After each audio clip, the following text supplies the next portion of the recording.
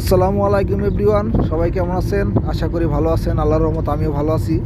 তো চলে আসলাম আপনাদের কাছে আরেকটি ভিডিও নিয়ে।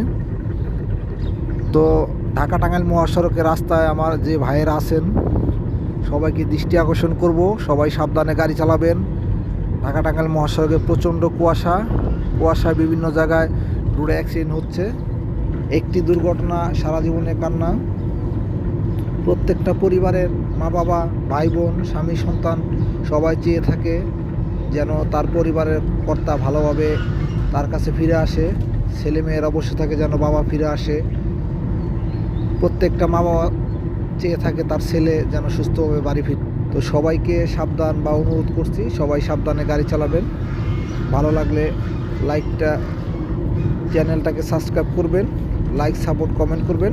ইনশাল্লাহ আগামীতে আরও ভালো ভিডিও দেওয়ার জন্য আশা করব। আসসালামু আলাইকুম।